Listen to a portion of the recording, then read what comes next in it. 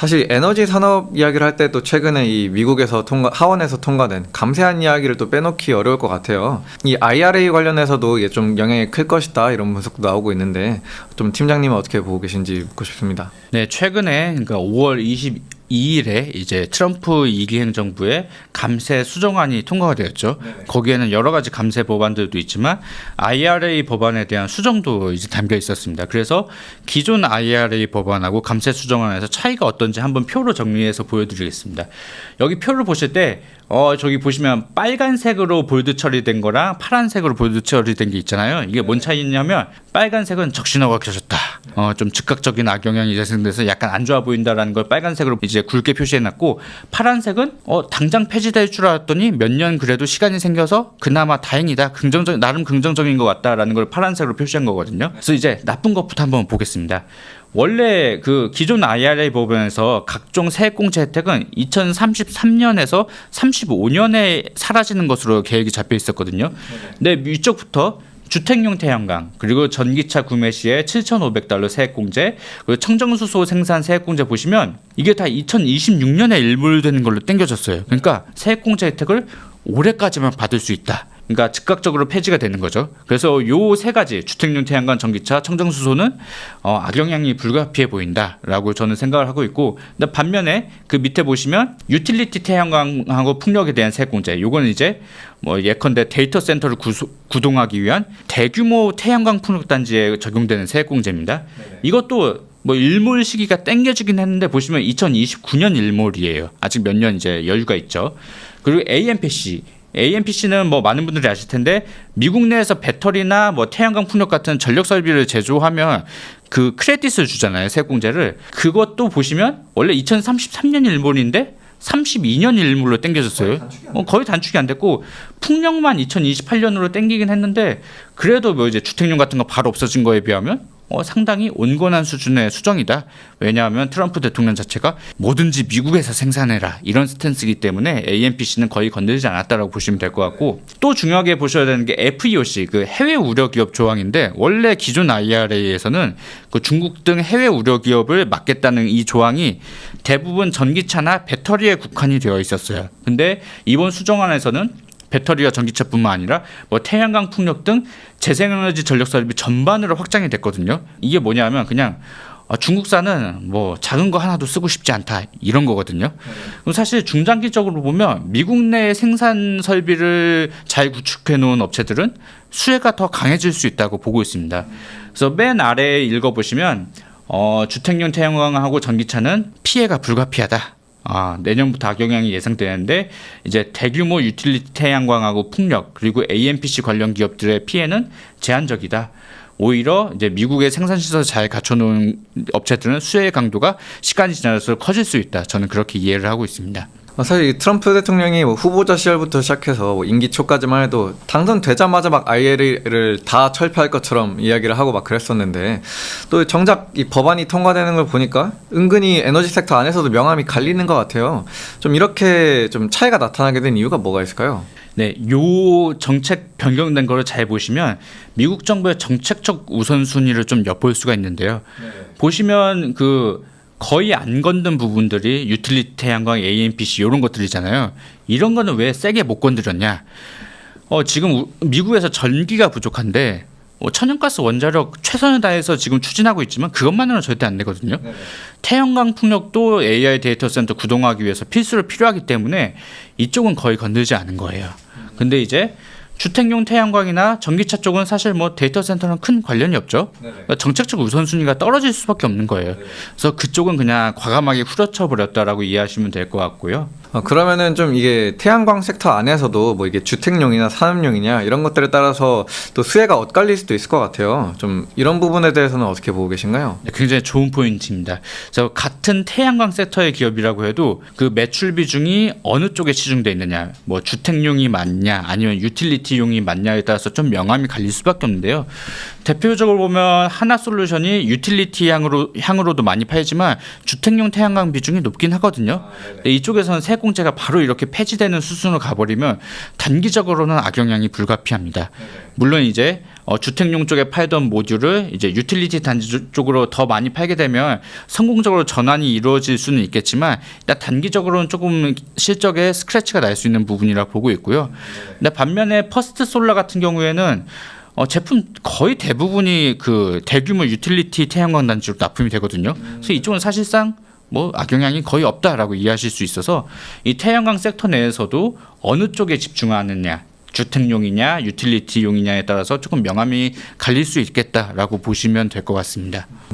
특히 유틸리티 분야에서는 이 세액공제 혜택이 좀 축소가 돼도 이게 수요 타격이 그렇게 좀 제한적일 거다 말씀해 주셨는데 이런 부분에 대해서 좀 더 자세히 말씀해 주실 수 있을까요? 네, 그것도 굉장히 좋은 포인트인데요. 지금 미국에서 AI 데이터 센터를 짓고 있는 뭐 빅테크들이 뭐 이렇게 세액공제 혜택이 축소되고 그러면 전기료가 조금 오를 수는 있거든요.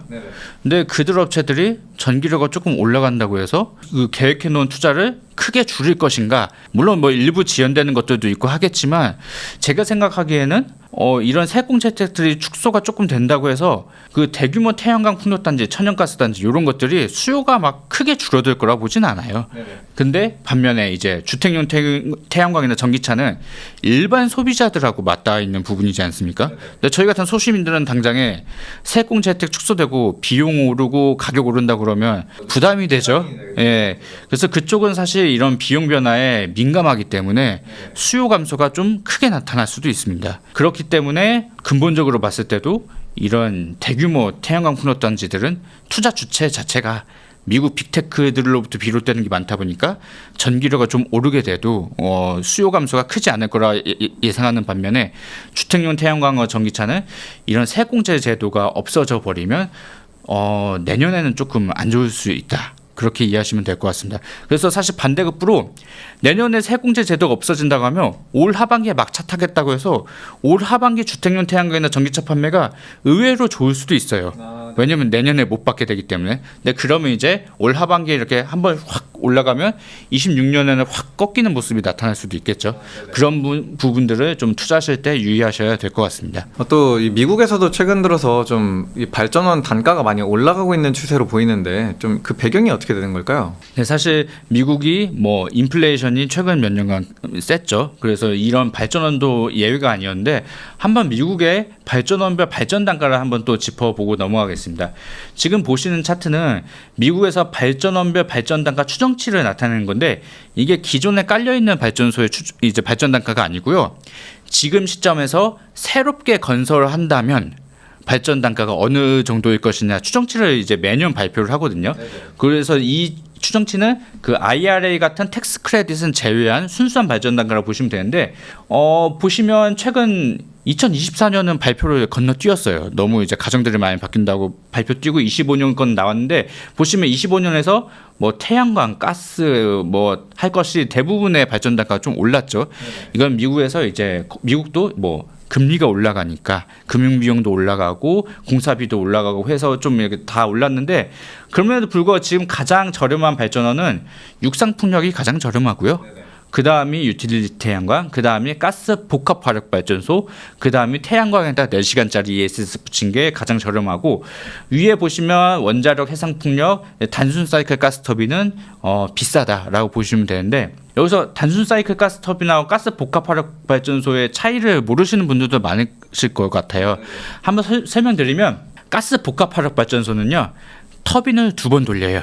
처음에 가스를 태워서 고온 고압의 그 가스로 가스 터빈을 한번 돌리고요. 근데 그 과정에서 열이 많이 발생하잖아요. 그 열 회수해서 물 끓여서 스팀 터빈을 한 번 더 돌립니다. 그래서 터빈을 2번 돌린다고 해서 복합 화력 발전소라고 하는 거고 2번 돌리기 때문에 벌어지는 열을 한 번 더 땡겨서 쓰는 거잖아요. 그래서 발전 효율이 좋아요. 그래서 발전 단가가 낮게 나오는 게 가스 복합 화력 발전소고 단순 사이클 가스 터빈은 스팀 터빈이 없고 가스 터빈 한 번만 돌려요. 그래서 발전 단가가 높은 거라고 보시면 될 것 같고요. 근데 가스 복합 화력 발전소 최근에 단가가 많이 오르고 있죠. 그 배경에는 미국에서 전력 수요가 많이 늘어나니까 지금 가스 터빈 발주가 엄청나게 나오고 있거든요.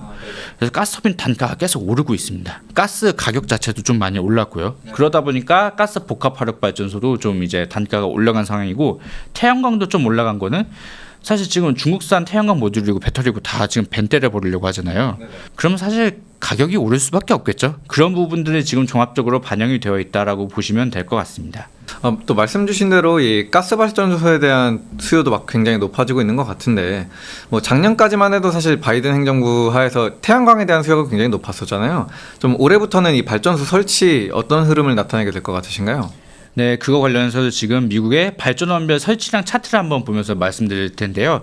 요거는 미국에서 연도별로 신규 설치되는 거에서 폐쇄되는 걸 뺀 순설치량을 나타낸 겁니다. 이제 1메가와트 이상 대형 발전소들만 이제 집계를 한 건데요. 보시면 2024년 보시면 태양광이 30기가와트 정도로 가장 많았죠. 근데 올해도 2025년 이제 목표치를 보시면 역시나 태양광이 제일 많습니다. 그 다음이 이제 연두색으로 표시되어 있는 배터리 ESS. 태양광이 늘어나면 ESS가 같이 늘어날 수밖에 없겠죠. 밤에는 안 돌아가니까요. 그리고 이제 파란색이 풍력인데 대부분 육상 풍력이고요. 그래서 올해에도 그리고 앞으로도 이 태양광, ESS, 풍력 요 세 가지가 위주로 이제 성장해 나가는 것은 변하지 않을 겁니다. 왜냐하면 발전 단가 자체가 저것들이 저렴하기 때문에요. 근데 지금 여기서 중요하게 보셔야 될 게 분홍색이 지금 천연가스잖아요. 천연가스가 보시면 최근에 설치량이 거의 없죠. 폐쇄되는 게 오히려 더 많아서 순설치량이 마이너스인 상황인데, 저는 가스발전소의 설치량이 한 2027년경부터는 좀 의미 있게 늘어날 것이라고 예측을 하고 있습니다. 그 이제 근거에 대해서도 한번 말씀을 드릴 텐데요. 요거는 GE 베르노바, 미국의 이제 1등 가스터빈 업체이죠. 전력기기도 하지만 미국에서 점유율이 가장 높은 가스터빈 업체인데, GE 베르노바의 이제 가스터빈 신규 수주를 23년 1분기부터 올해 1분기까지 보시면 딱 봐도 발주가 늘어나는 게 보이시죠? 2024년 가스터빈 발주가 전년 대비 한 110% 성장했고, 이게 대부분 북미 지역이라고 보시면 될 것 같습니다. 그래서 사실 2024년 1분기부터 크게 증가하기 시작했는데, 그때 사실 대선에서 누가 이길지 아무도 몰랐잖아요. 그러니까 이거는 대선 결과랑은 상관없이 민간 섹터에서 전력 수요가 늘어나니까 가스터빈 발주가 늘어나고 있었다라고 이해하시면 될 것 같습니다. 이 가스 발전소 가동률 요즘에 좀 어떻게 되고 있나요? 네, 가동률 차트도 제가 나올 때마다 한 번씩 보여드리는데요. 가스 이제 미국의 단순 사이클 가스터빈 가동률을 한번 보시면, 저게 2022년부터 1월부터 12월까지 그 기간별로 가동률을 나타내는 건데, 보시면 22, 23, 24 가동률이 계속 올라가고 있죠. 그 올해가 지금 검은색 선인데 2025년 2월까지 가동률 데이터 나와 있거든요. 보시면 또 가장 높아요. 그러니까 미국의 이제 가스 발전소 가동률은 지금도 계속 높아지고 있는 상황이다. 이게 다 이제 가스 발전소에 대한 수요를 나타내고 있다고 보시면 될 것 같습니다.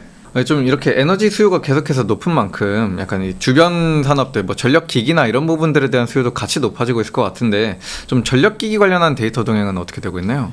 네, 미국은 이제 통계의 나라답게 정말 다양한 이제 통계 데이터들이 누구나 접근할 수가 있는데요. 제가 그래서 미국의 전력기기 신규 수주액과 미국의 터빈 발전기 생산자 물가를 한번 1993년부터 올해 3월 데이터까지 한번 쭉 따왔는데요.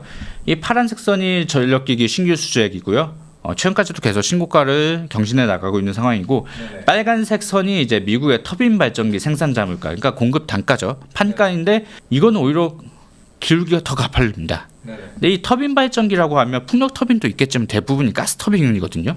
그러니까 가스 터빈 가격이 저만큼 오르고 있다라고 보시면 되는데, 저는 아직까지는 여기서 그 어떠한 피크아웃 징후도 이제 확인되지 않고 있어서, 매년 초마다 미국의 전력 산업은 피크아웃 논란에 휩싸이지만, 제가 보는 데이터들과 업체들의 코멘트는 아직도 피크아웃 조짐이 안 보인다라고 이제 말씀드리겠습니다. 좀 이렇게까지 그 터빈 단가가 계속 오르는 게 그냥 단순히 수요 강세 때문인가요? 좀 다른 이유도 혹시 있을까요? 사실 가장 중요한 건 수요 강세이죠. 지금 사실 뭐 GE 베르노바 같은 업체들 가스터빈 이제 생산 캐파를 증설을 하고 있습니다. 26년 하반기부터 기존 캐파 대비 뭐 40% 늘어날 거라고 하고 있는데, 근데 이게 증설을 한다고 해서 빨리빨리 되는 게 아니긴 하거든요. 그 업체들도 몇 개 없고, 그런데 지금 전기가 부족하니까 뭐 풍력이고 태양광이고 최대한 열심히 깔고 있는데 부족해서 죽었던 원전도 되살린다고 하고 있고, 이런 와중이다 보니 가스터빈에 대한 발주가 많은 것도 너무 뭐 당연하겠죠.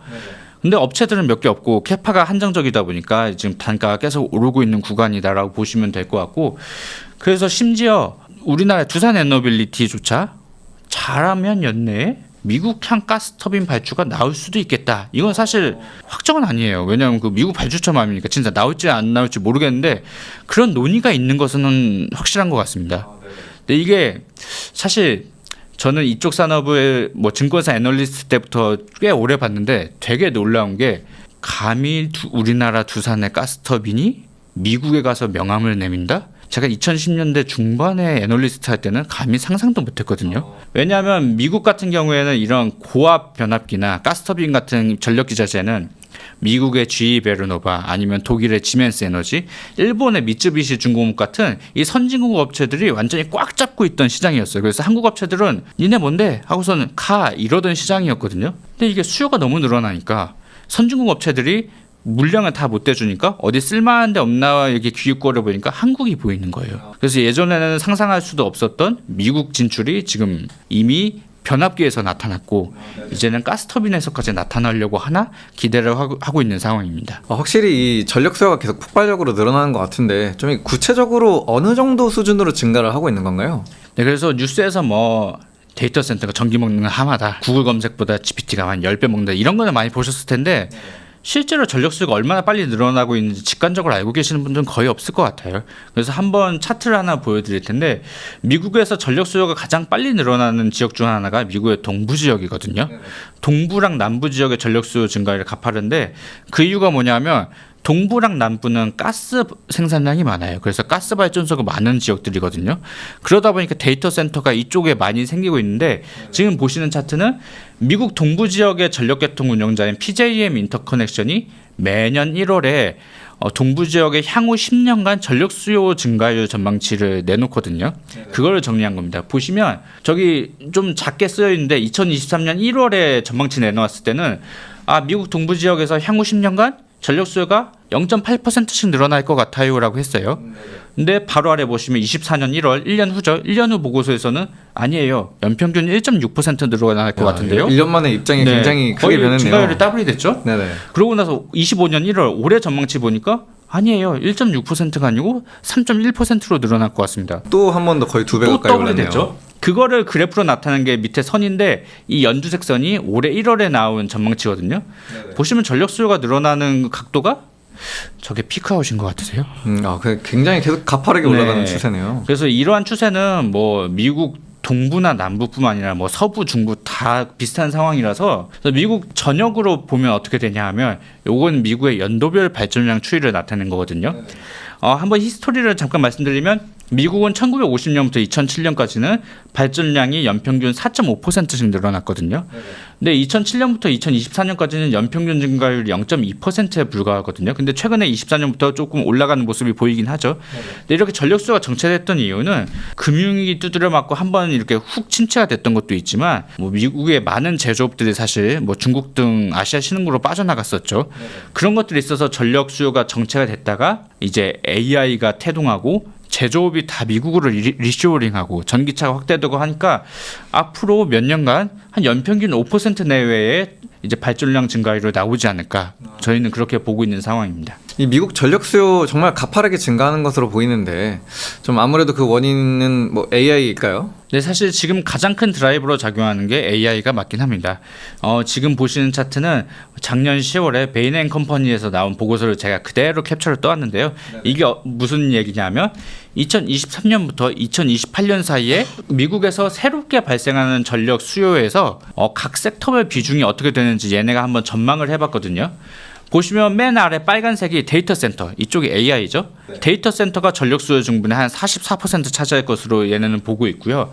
레지덴셜의 주택용으로 27%로 그 다음인데 이 레지덴셜에는 전기차가 포함이 되어 있습니다. 네, 그리고 매뉴팩처링이 17%로 그 다음으로 많은데 이게 뭐 제조업 리쇼어링이겠죠. 그리고 나머지 커머셜이 이렇게 있는데 그래서 AI가 전부는 아닌데 AI가 중요한 전력 수요 증가 요인이 되고 있다. 이렇게 이해하시면 될 것 같습니다. 네, 좀 연초에는 근데 이런 그 하이퍼스케일러들 기업들에서 AI에 대한 투자가 줄어드는 거 아니냐, 자본 지출이 좀 감소하는 거 아니냐 이런 우려들도 좀 있었던 것 같은데 이 부분은 어떻게 보고 계신가요? 네, 올해 초에 중국 딥시크가 이제 혁신적인 아론 모델을 출시하면서 많은 공포가 이제 확산이 됐었죠. 미국 하이퍼스케일러들이 헛돈을 쓰고 있다.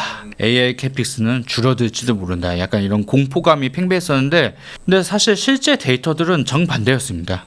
그걸 한번 보여드릴 텐데요. 요 보시는 차트는 그 글로벌 투자은행인 모건 스탠리가 10년 넘게 매월 글로벌 상위 10개 클라우드 사업자의 캐펙스 증가율을 이제 보고서를 내거든요. 합산 캐펙스 증가율인데, 보시면 맨 오른쪽이 2025년 증가율 전망치인데, 물론 24년보다는 증가율이 낮을 겁니다. 근데 보시면 맨 아래에 있는 게 작년 11월에 2025년 증가율을 전망했을 때 11%가 될 거라고 봤어요.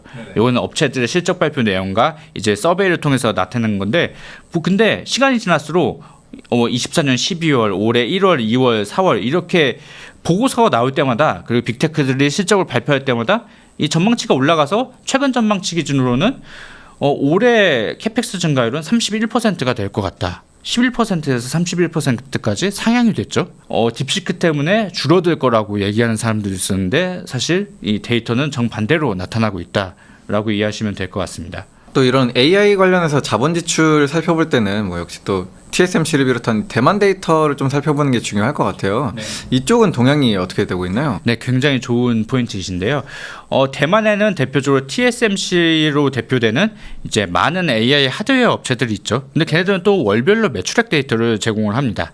그래서 그걸 한번 보시면 왼쪽 차트는 이제 TSMC의 월별 매출액 트렌드인데, 보시면 계속 우상향하고 있죠. 증가율도 올라가고 절대 금액도 올라가고 있고, 오른쪽 차트는 이제 서버 ODM, 서버 제작업체들의 월별 매출액인데, 여기도 보시면 계속 우상향하고 있죠. 제가 바빠서 4월 데이터는 지금 여기다 반영을 못 해놨는데, 4월 데이터에서도 계속 우상향을 하고 있고요. 이거 관련해서 업체들의 코멘트도 뭐 최근에 관세 우려가 있었으나 관세 우려와 상관없이 뭐 이쪽에 뭐 관세 때문에 재고를 미리 땡긴다거나 그런 러시 오더는 거의 없고, 그러니까 원래 계획에 잡히는 대로 꾸준히 계속 잘 하고 있습니다. 그래서 하반기에는 이 서버 관련된 출하량이 상반기보다 크게 늘어날 것입니다라고 공통적으로 얘기를 하고 있거든요. 그래서 이쪽도 보면 사실 전혀 피크아웃 조짐이 아직은 안 보이고 있습니다. 그래서 모건 스탠리에서 발표한 뭐 캐펙스 증가율 전망치나 대만 업체들의 동향도 초기에 막 공포감이 극에 달했던 거와는 반대로 여전히 매우 견고한 흐름을 지속하고 있다. 이렇게 말씀을 드리겠습니다. 머니네버슬립 뉴스레터와 네이버 프리미엄 콘텐츠 지금 바로 구독해보세요.